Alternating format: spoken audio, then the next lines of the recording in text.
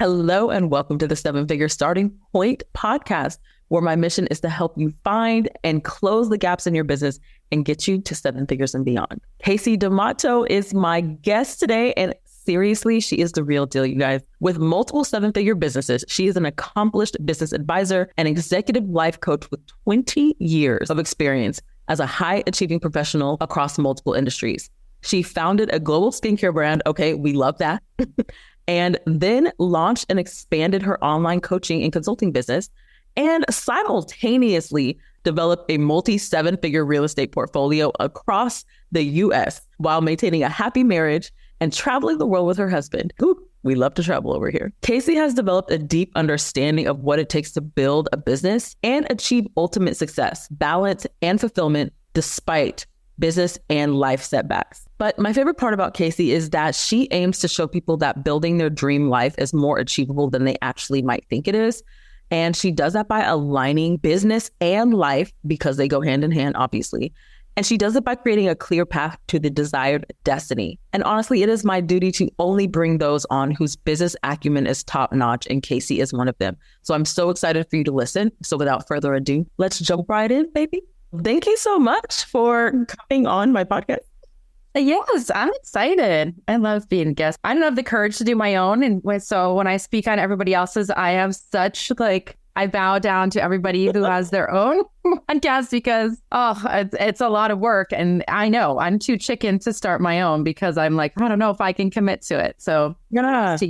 Okay, so what is it about the sustainable life that means so much to you? It's a great question. And I think the definition is different for everybody, the sustainable life. And so for me, it's about fulfillment and what is ultimately going to fulfill you both in business and life. And can you align those two things? And that's where the disconnect is for so many people. So for me, it's starting with that end goal for lifestyle, for business and contribution. You know, if you build this amazing life, will you be impacting more people or paying it forward to the next generation or impacting your community? What will it really mean to you? Because it's not about the money, right? And most of the process is about the journey and enjoying the ride along the way. And then when you reach that destination, what does that destination look like? And it's more than abundance. It is, how are you contributing and giving back and leaving the legacy?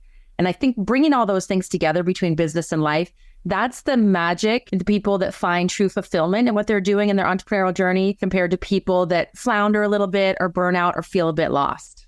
How do you help people figure out how to enjoy the journey more? Because we hear that a lot. And I'm one of those people who thinks a cliche is only cliche until you've gone through it. Yeah. So once you've gone through it, it's no longer a cliche because it's actually true. So how do you enjoy more of the journey? Because I feel like I started to do that last year and this year and just incorporate more things that I enjoy and not feel like being bogged down by money or where is the next this going to come from or that, and just enjoy. Yep.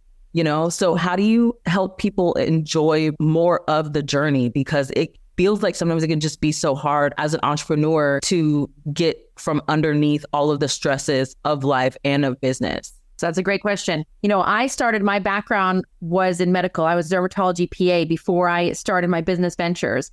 And I've started 3 business ventures. All of them have gotten well into the 6 figures, one of them into the mid 7 figures. And so I learned the hard way on how to enjoy the ride. So I will be honest.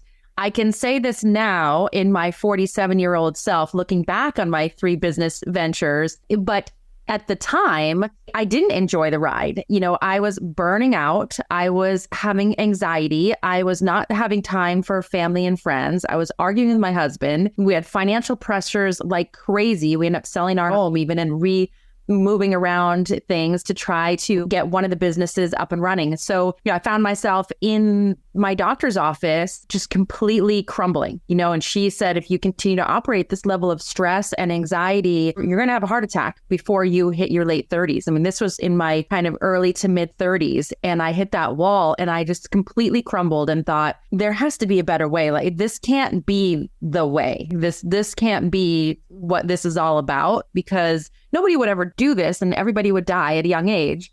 So I definitely learned the hard way. My mission is to pay it forward. So how do I help people now that I realize the mistakes that I made early on? 100% it's about self-care, without a doubt. I say to my clients all the time, and I practice on myself now, like, you don't put the oxygen mask on yourself first, you cannot help your business, your clients, your community, your family, or anybody else. So if you do not have time in your week, in your day, for whether it's exercise or just walking, just moving your body, being outside in nature, doing something that is completely mindless, whether that's something a little more indulgent like a massage, or it's just, indulging in some mindless Netflix or whatever it is, don't feel guilty about turning your mind off. We can't just stay in on mode all the time. That's what leads to the burnout. So when we put the oxygen mask on ourselves, we carve out the time for self-care, and we carve out some time for downtime or thinking time. And then we look at what's weighing on us, all the to-dos and all the, well, how am I going to have time for that? This is what I used to think. How am I going to have time for those things? Because I have this laundry list of pages and pages of things I need to get done and these financial pressures and deadlines. Going back to that and just cutting out what doesn't matter, just trimming the fat completely, whether it's people, most likely it is. There's probably people occupying your time, tasks occupying your time that are not leading you towards that end goal. So for me, enjoying the ride is 100% committing to yourself. If you don't, I promise you right here, you will burn out. If you do not give yourself the time and carve it out every single week, potentially even every day, for self-care and some downtime that you're thinking and you can breathe and just relax, you will burn out without a doubt. And then go back to the list and trim the fat. If you feel like there's too much on your list and you have too many things overhanging, I 100% promise you, probably 50% of those things on your list are not moving the needle. They are minutia tasks. There's something you could hire out to a low cost VA, or there are things that are not truly going to impact the growth of where you want to be and the impact that you want to make. Oh my gosh. All of that is so good. I can't even, there's so many things. Okay. So I totally agree with the carving time out, because honestly, I used to think I didn't earn it yet, because I truly believe I know where we got the 9 to 5 from and the Monday through Friday, but I'm also like, why do we work 5 days in a row? I need a break. So I have to take Wednesdays off, because I notice when I don't, I start being weird and working on the weekends, and then I'm so tired. And so I realized that a midweek break is so important for me to like go get boba, minus the boba, because I don't like the little boba balls in my drink, but I like fruity. But it's just so important and to go outside. And then when you're talking about doing something for yourself, one of the things that I did, which I was really excited about, I found a place where you can like go make scents. I love that. Yeah, it's really cute. And I realized I didn't want a candle. I wanted a diffuser. I spent like 3 hours there, and it was just so fun. And it was something, and it really just was rejuvenating. I walked there, I, got something to eat afterwards. And it was just like, for me, right? Because I just remember when I was working like almost 14 to 18 hour days years ago, I think I was working until like 4 o'clock in the morning at times. I was so tired, and my business was not going where I needed to go. And then the moment I stopped doing that, I started reaching the goals that I wanted to reach. 100%. The trimming the fat, one of the self-cares is having my assistant take over my inbox. I used to like scrunch my face at people who said, I have my assistant take over my inbox. And I was like, it's just an email. Oh my gosh. Right. Then I realized me handling my inbox was impeding the customer experience and my deliverability. And it was a problem, because operating in excellence is so important. Yes. The client have a complaint about the communication, and I felt bad, and I was just like, and I told my assistant, from this point forward, everything in my inbox gets a response within 24 hours and ideally 4 hours. I mean, I so agree with what you're saying. And I think it does help you enjoy the journey, because I was able to go to Dollywood. I was able to visit my mom, Mexico a few times. Like, it's just, it becomes so much better when you are able to enjoy moments. 100%. And you touched on a few things that I didn't say before, but I want to just bring to anyone who's listening's attention. Those experiences that are different and unique train your brain to think differently. So building your own sense, or Dollywood, or taking that experiential trip, those experiences that are out of your regular routine open your brain up to think creatively, and you come back refreshed, even if it's just a few hours, making your own scent, because you're in a different creative mindset. You leave that experience feeling really refreshed. You've invigorated your senses, and you have a whole new perspective. things like that. So I'm a big proponent of staycations, a day, something that's one day in your local community that's new, an activity you've never done before. Especially outside is great, but even if you're not in a weather climate that's outside friendly, inside is good too, but something new, a museum, an experience, a hike. And if you can do a trip, my husband and I, we commit to long weekends at least once a quarter, 2 international trips a year for 2 weeks in a new culture, different language, because it stimulates our senses and you get new creative perspective. And when you come back, you have a whole new outlook on your business and you're completely refreshed. So those experiential breaks are also really critical for the self-care and that enjoying the ride. Again, if you're not carving out time for these life experiences along the way, small afternoons, or you'll see me, I have a sauna mat here in my Florida home and I have a full sauna in my main home. I spend lots of time just there. I like the heat, I like warmth, and it makes me just feel good and relaxed. But if you're not committing this just a few moments a day, then you're not enjoying the ride. Then you're working till 4 a.m. I've been there. I get it. Those are the things that land you in the doctor's office, burn you out, make you hate your business, want to burn it down, and make you wake up and say, what am I doing? And is this all worth it? And the reality is it is worth it as long as you're setting it up to be fun for yourself and enjoyable, because we all are battling the hurdles and obstacles every day. That's what entrepreneurship is all about. Entrepreneurship is a test in your problem solving skills and your people skills. That's what it's all about. If you are an excellent problem solver, you have great people skills, you can control your emotions, you will be successful. And if you're committing to your self-care, then you will enjoy the ride and the process along the way. That's the secret to the success in the entrepreneurial journey. Because I remember when I was feeling really weird and really lethargic, and then even was having some anxiety things, which I have never dealt with before. Come to find out, I had a severe vitamin D deficiency, like severe, and it was causing my liver not to function properly, and my cholesterol was up, and I was in like heart attack, stroke level, and I was like, I'm gonna die. Like I thought I was gonna die the next week. I was freaking out, and it was because the year before I had hit my 6-figure goal and I was tired. Yeah. I was so tired. Like I basically had stopped my business for about 6 months that following year because I was so tired of everything that I was doing and it wasn't fun. It sucked. And then I was like having health issues. Burnout is definitely more than just a buzzword. 100%. It is. And it is cliche, right? Enjoying the ride, burnout. Like those words are so cliche, but they're real. If you don't take care of yourself, just what you experience, just what I experience, and other people, if they don't take heed, will experience the same thing. Yeah, absolutely. Okay, so speaking of self-care, and you talk a lot about making decisions and making fast decisions. The reason why I said talking about self-care is because I saw you were talking about 2 of your clients, one whose mindset was, I guess, more abundant, and the other one who was like kind of freaking out about what if somebody takes my ideas and things like that. So how do you help somebody work through that? That's a great question. So perfection is the enemy of execution. And, that's the quote that I love from Tony Robbins, one of my mentors. And if you're trying to perfect something or you're worrying about the competition, all you're doing is hurting yourself until you take that first step. It's like when we're babies, until we take that first step and we just start moving, nothing will change. So if we stay in our heads thinking, what if this doesn't work? What if it's not perfect? What if I'm not ready? What if I'm not good enough? What if I'm doing something too similar to somebody else? Obviously, don't steal other people's ideas. Clearly, that's not appropriate. But do you and do it every day and don't stop. And there will be hurdles and there will be obstacles and there will be crappy days, crappier than the last crappy day. But the name of the game is just keep moving one step in front of the other. And things will get better if you keep layering and you keep building your skills, your process, keep building your community, you keep trying.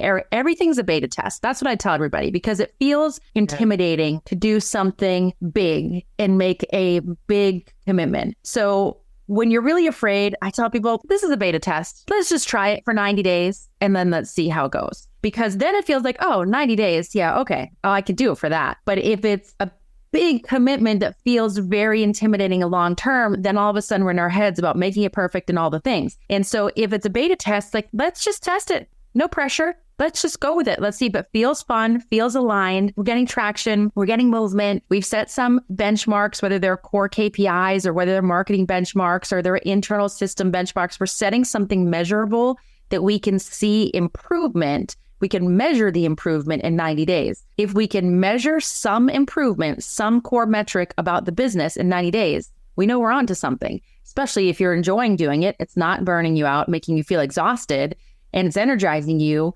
Then we know, okay, then the confidence is built. We've proven it. We've been the toddler standing up for the first time, taking the little step. Now we're like, ooh, I started to crawl. I started to walk. Now let's run a little, let's jog. And then let's turn up the heat and turn up the dial. And so breaking it down into baby steps, reminding ourselves of the long-term vision. What are we trying to build the business, the lifestyle, the contribution? How do we want to give back? What are the legacies that we want to lead? If we want to build that, we're going to have to change the way we're operating today. If we keep operating the way that we're operating today, we will be the same as today forever. And will we have regrets about that? If we want to be different than today, then we need to make a decision to make a change to be different. Oh my God. That's it. I love that. I saw someone said that about decisions. It's first you make a choice, you have the experience, and then you make the decision, because the decision is more final because you have data. And speaking of what you were talking about, all of that, those 90-day sprints, you have data. It was a success or a fail. I put that in quotation marks. You have data. So you know kind of what direction either to go in or what not to do again. And that's really helpful to making the fast decisions and not making decisions based off of emotion, because the emotions take us down roads that sometimes we don't need to go down. When you're making healthy business decisions, they are mostly made by data and then also intuition, right? But not based off of emotions necessarily. 100%. When my clients bring something to me and I can tell it's an emotional reaction, I won't always say it out loud. I will guide them. Is there something we can measure? If we make this decision, is there something we can measure in the next 90 to 120 days about this decision? Because if not, this might be a rabbit hole. This might be a shiny object distraction that's taking us away from our path that is moving forward, the train that's left the station. We don't necessarily want to derail that unless there's something that we can execute simply that we can measure in the next 90 to 120 days that gives us clues that this would be the right decision to make for the business. Otherwise, it's a shiny object and we don't want to be going and chasing that. We want to stay the course, stay the path, keep improving, turning those dials that we're learning from what doesn't work, doing more of what does work, and turning up the heat more and more and more and more, building momentum and not being distracted, going down all the different rabbit holes. Exactly. Because we see what other people are doing on social media, right? And we want to do what they're doing because it's working, like the mini chatbots, like we were talking about earlier. And then some people only want to have not a 9 grid. And it's like, okay, cool. And then people are using faceless Instagram or whatever they're doing. And then some people are doing SEO. And it's just, there's so many things that you could be doing for your business. And then when do you hire your, CFO? Because that sounds fun right now. Right? Oh, it's like, do you actually need a CFO? So speaking of that, how do you determine, or how do you help people determine where their gaps are in business? One of my things is like, I feel like if you don't know, you need to find somebody who knows, which is why I love your 3 who's so much. So do you have thoughts on, like, how do you help people figure out the gaps in their business? Because there are so many directions we could go. There are some big ones. So the big ones, the first thing I always look at is the forecast cube, because we're looking at money. Is this business healthy? Is this business going to make money? Because that's the lifeblood of a business. So we're looking at the business model, everything from price points, the growth funnel, everything related to, is this business model healthy? Can we build a forecast? Is there profit margin? That's step 1. Step 2, time. This is where we're looking at that overwhelm. People that feel like there's too much on their plate. They don't have enough time. How are they going to get it all done? Or they don't know where to go. There's some decisions. There's some shiny objects. But how would they fit this new shiny object in? So the time forecast, looking at the time blocking, what things cannot be changed, what are fixed, what things are a little bit flexible, how are they organizing their time, both business and personally. And then the third of the forecast cubed is fun. So the first thing I look at with my clients is, do we have a healthy business model here? Is this sustainable, the way it's priced, the way we're offering services, the growth funnel, the KPIs, all those numbers? Then I look at the time. Is this sustainable from a time standpoint? Or are we on a path to burnout? We need to change some things, hire, fire, move around team. What needs to happen here? Structure, processes, and people. Then I'm looking at, is this fun? Is this what we want to be doing? Is this what you want to be doing long term? So to recognize the gaps first, I'm identifying which area has the gap. Is it the money? Is the business model has a gap and we need to fix products, pricing, KPIs, things like that? Is it the team or the process and time? Those all to go together. Or isn't fun. It's not lighting us up anymore. And we need to make some really hard decisions to pivot, to launch a spin-off business. One of my businesses right now, my team pretty much runs that business. And it was a great business for a long time. We do consulting for medical professionals, but I retired from medicine in 2020. So I don't have my hand in it. So my team does almost everything there. So is this something where you build a team, we let the team kind of run with this business, we oversee it, and we follow something that we're more passionate about? And that might be the case too. If you're feeling that you can recognize which one of those three buckets, the next thing is to look at your three who's. The three who's will insulate you from any challenge, any obstacle, any question in your mind. And it's all about surrounding yourself with the right mentors, coaches, advisors, people that have done it. And I recommend always having three. People think that they need one coach. The word coach is thrown around so much. It's kind of like you. It makes me cringe because there are people that are more advisory. That's like what I do. We're looking at the big picture. We're like the head football coach, looking at the whole field, both teams, all the players, all the decisions, all the things. Then there are coaches that are almost more teachers. They've got a really, really strong experience in one skill set. It could be social media. It could be ads. It could be email, anything digital marketing, or it could be something else. It could be sales specific. So then you have coaches that are what I call like the tactical coaches. They're like the teachers. They're going to teach you this thing really well. So at any given time, you should have three. You should have somebody that has experience overarching with a lot of business and life acumen to help you guide big decisions. And then you're probably going to have one or two, what I call the tactical coaches, of people that are going to teach a specific skill set that the head coach may or may not be the best trainer for the kicker on the football team, right? Like he might not be the best strength and conditioning coach. You need those people too. So at any given time, 3 people you're learning and being guided from. At any given time, 5 to 10 people you're collaborating and networking. That's our middle level of who's. People that we're all growing together, we're sharing, we're cross-pollinating. And then your team of support. So you've got a group of people that you're learning from, you're leaning on for guidance and help, a group of people you're collaborating and growing together, and a group of people that are supporting you, taking your inbox or doing some of the things. For me, social media is not my jam. So I always have some people helping me with social media. So where are your who's? And the also secret is this should be emulated in business and in life, both. So your 3 level of who's in business, and similarly, your 3 level of who's in personal life, which might be spiritual leaders and things like that. Then you've got your friends and your family, and then you've got your support, whether that's a house manager or a nanny or whatever it might be, on the level of support. So similarly in life and in business, 3 level of who's, that will insulate you from almost any hurdle, from time, from struggle. There will always be somebody in one of those groups of people that will be able to advise you or point you in the right direction or connect you to somebody to get you over any challenge. I love that. I've never heard that. I mean, there's always people who say, if your coach doesn't have a coach and blah, blah, and I'm just like, okay, but you really broke it down on what you actually need, because I've never heard the 3 levels. I know that, you can have somebody who can help you with finances and spiritually and things like that, but I didn't think about it as a levels thing. So one of the questions that popped in my head was, that sounds expensive. So do you have any thoughts on how do you build that? When do you add people on, etc.?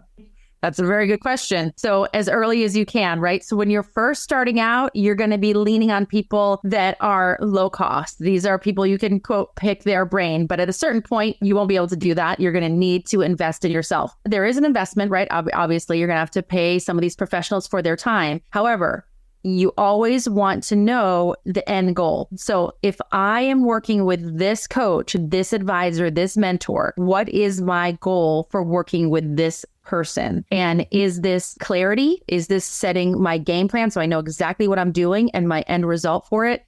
Is this a tactical skill so that I'm going to improve my social media following or engagement or something like that, or my email list? Is this a skill that okay, I want 1,000 new emails. I'm going to work with an email coach. But then what does that mean to you? Do you know how to convert that into business? And do you even know if your business is a business that relies on email marketing? Because most people don't realize that not every business relies on all the things that you're seeing on Instagram being marketed to you, that you're seeing other people doing. It doesn't apply to every single business. Some businesses do rely on email marketing very heavily.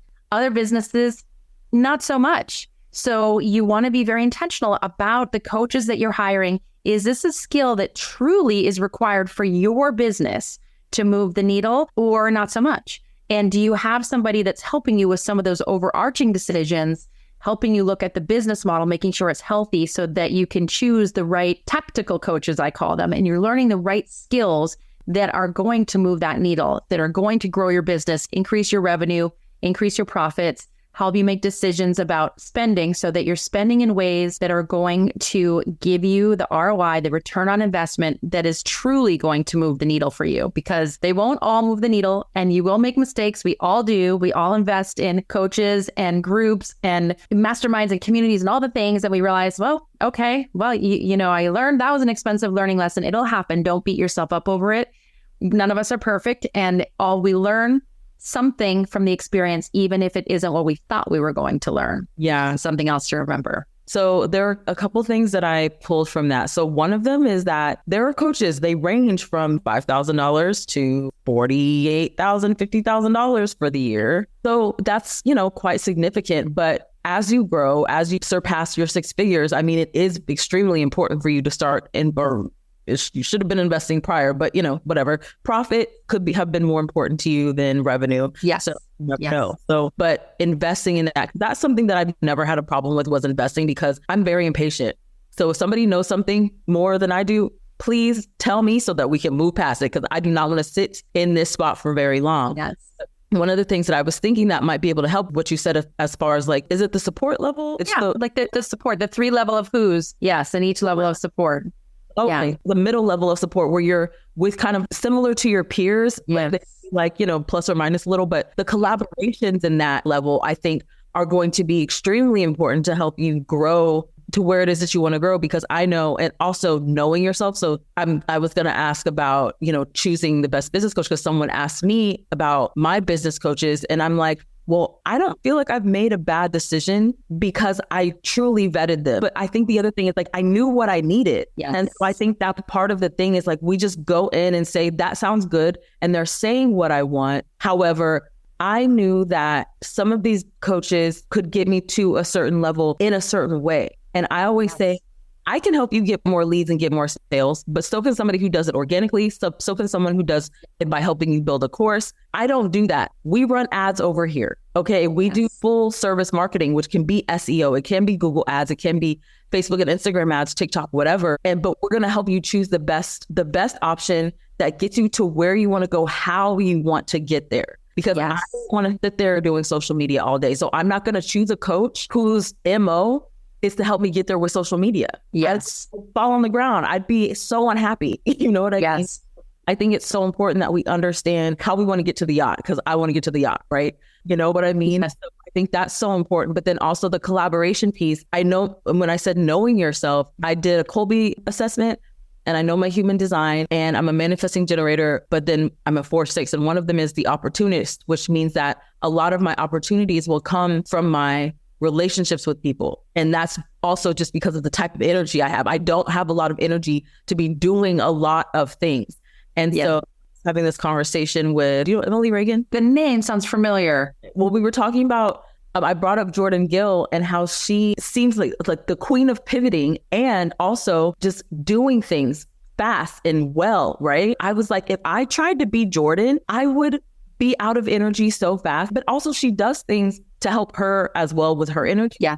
But I'm also the things that she's doing, I would absolutely hate if I had to implement them myself. But she's also an implementer, right? Yes. I can't compare myself to Jordan. But if I just decided to take my business and do what Jordan was doing, I would hate myself. I think it's just so important that we understand who we are, we understand what we want, and then that's what's going to help us choose the best coaches that we need, and then also, potentially help with collaborations as well. I agree with you 100%. That collaborative level is really important. And I love Jordan as well. I'm a huge fan. Jordan is the queen of tactical skill. She learns something and she masters it. And she is the guru of it. And then she'll do the next one. She's a beast. So she will double down on that skill and she will learn everything about it. She is mastered that. So to your point, I think you're exactly nailed it on the head about understanding your vision to get to the yacht, right? Or get to the dream home or get to whatever that goal might be.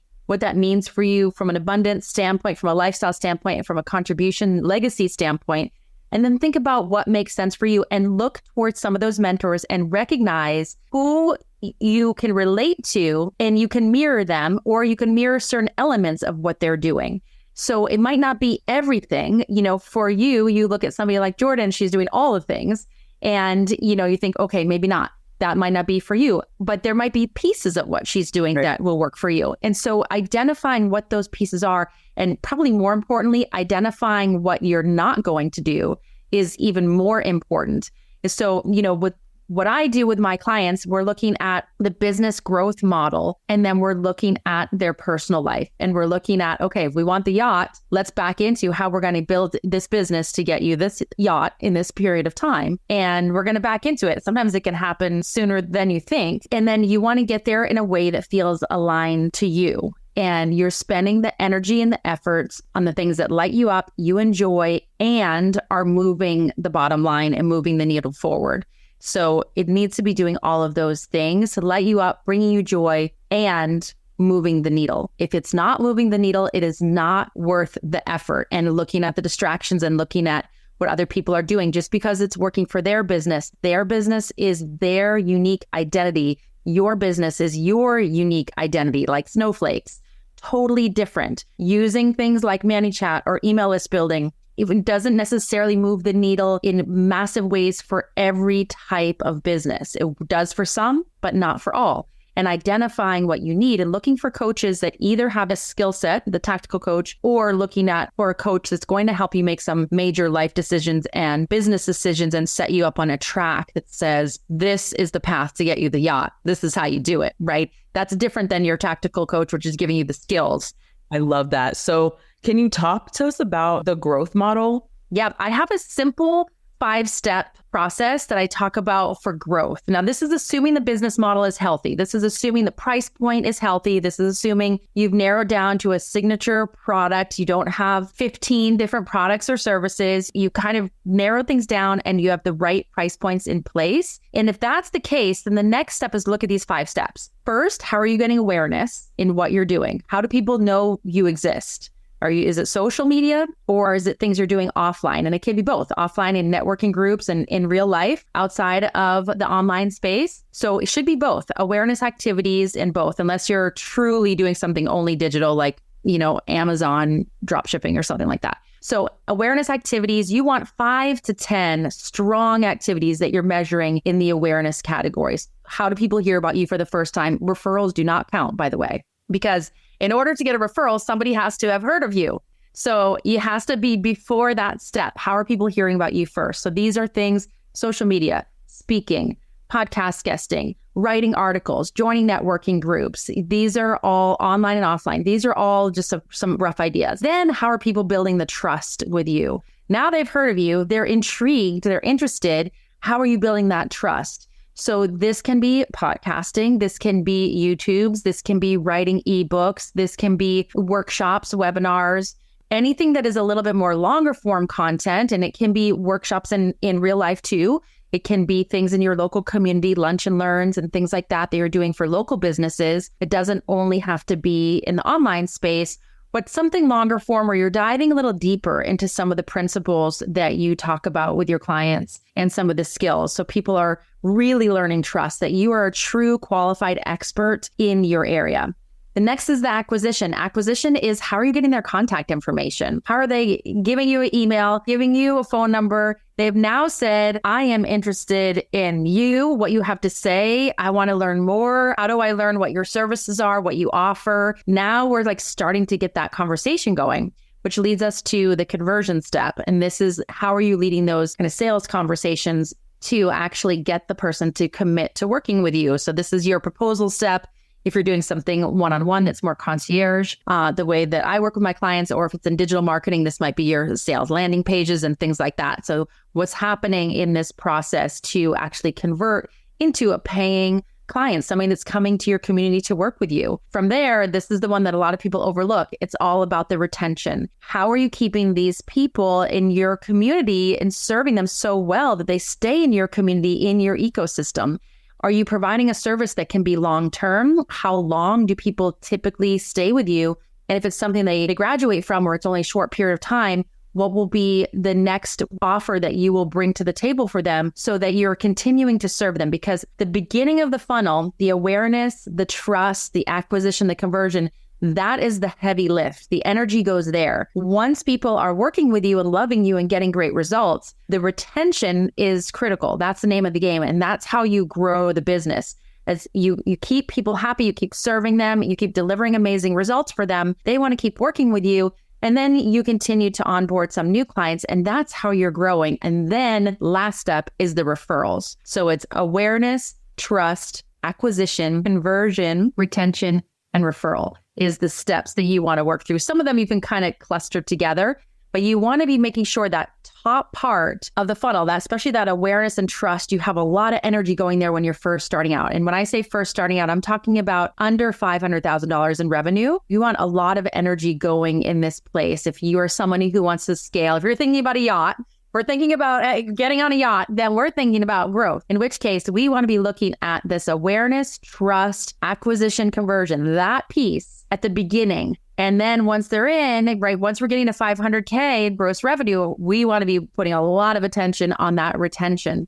And how are we continuing to keep people happy and keep them loving us and referring? So that's the step for growth, assuming the price point is appropriate for a healthy business model. I love all of that because when it comes to marketing and what I help my clients do also, for those who are in the 300 to 500 or 500, they're looking to get to their first million. I always say I help people get to their first or next few million.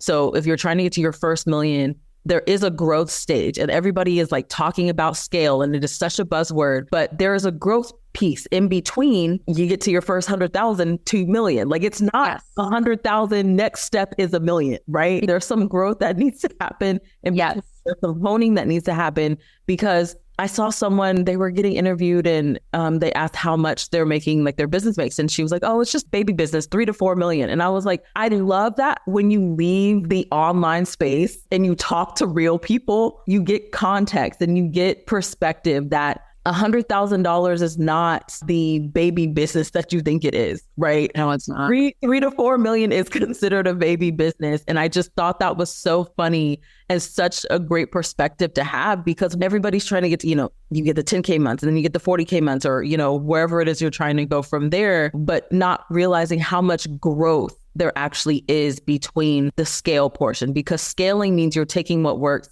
and stacking it on top of each other. One of the things, the reason why I say ads are so great is because you cannot predict with referrals, right? Right.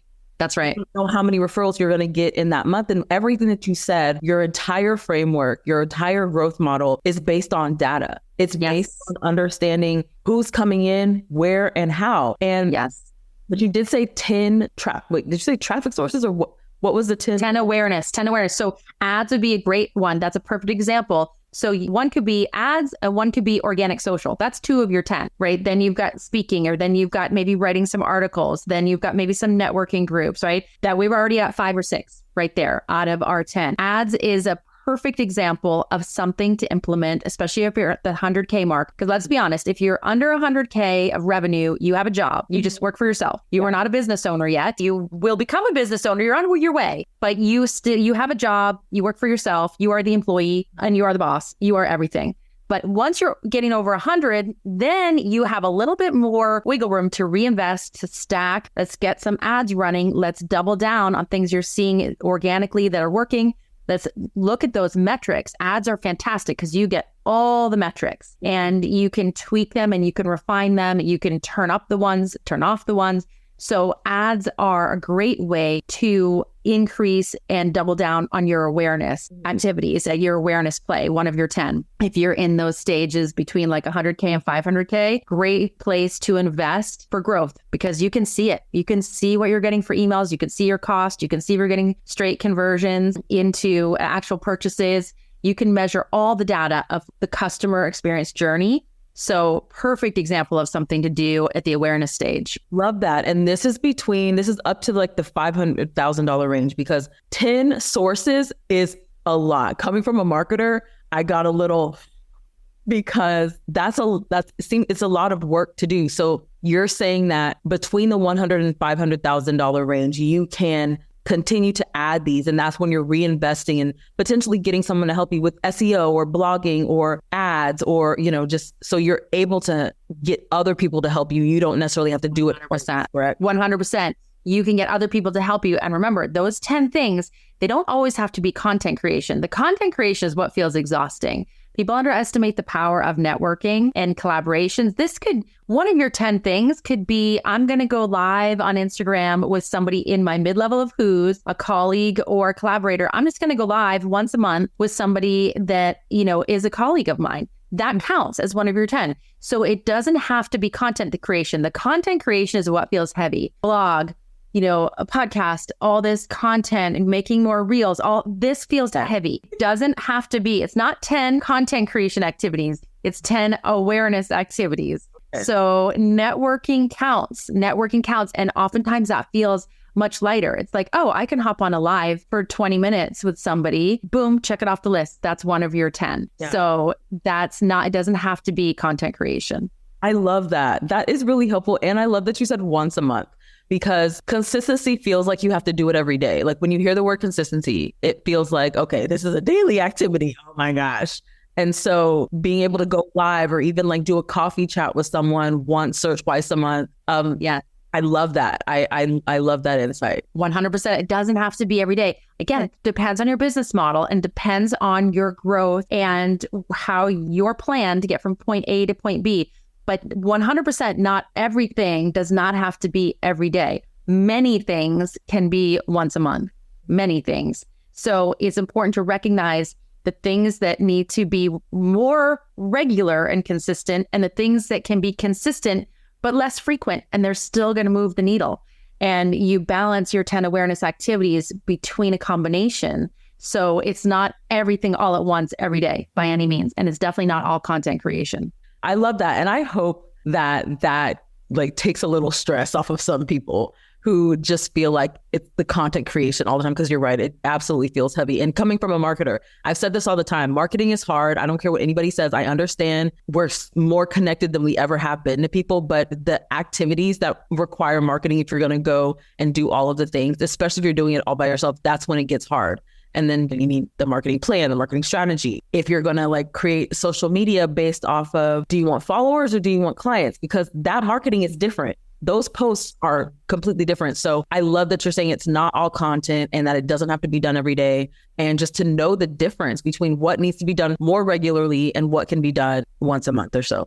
Yes, definitely. Oh my goodness, this has been such a wonderful conversation. I have loved talking to you, and you've given so much insight, and it's so helpful. I also just think what's really helpful for entrepreneurs is to like get permission to not have to do all of the things, but only do the things that are so important. So with that said, who are your people? Who are the people for you? Yeah, that's a great question. So I work concierge. I'm a concierge business advisor and executive life coach. And so what does that mean? It means that I work very, very closely one-on-one with my clients. So as of right now, I do not have a group program. So this is very, very hands-on. So I help my clients, I meet with them twice a month, and I help them from everything with building their business model, looking at the financials, time blocking, looking at those long-term goals, if the yacht or, whatever is in that vision board, and how do we make that a reality?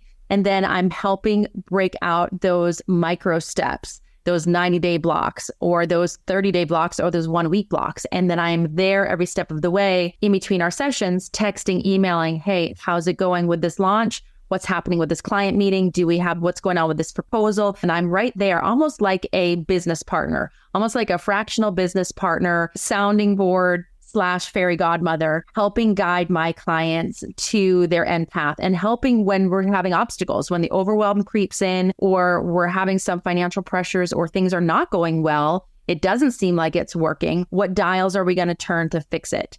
So that's what I do and how I work with clients. So it's pretty obvious. I work with a small community because I only have so much time to work with people at this level. I work with people that are typically 100K to 1.5 million. So somewhere in that range of revenue that are looking to grow. They know they could do more. They know they want to do more deep down, but there's a little fear, both of failure and of success. Like, if I get to this level, will that mean more work for me? Like, so then I don't know if I want to do more because that feels like more work. Or it could be people in the danger zone, which is that mid to upper six figures is a little spot right there where we have to get over that because we have to hire people to help us. So we have more money going out, but we're making more money and spending more money at the same time. It's a very delicate spot there in the upper six figures. So I help people navigate that so that it's not so scary and they don't feel like, but I'm growing, but how come I'm not paying myself as much? I'm just paying my team.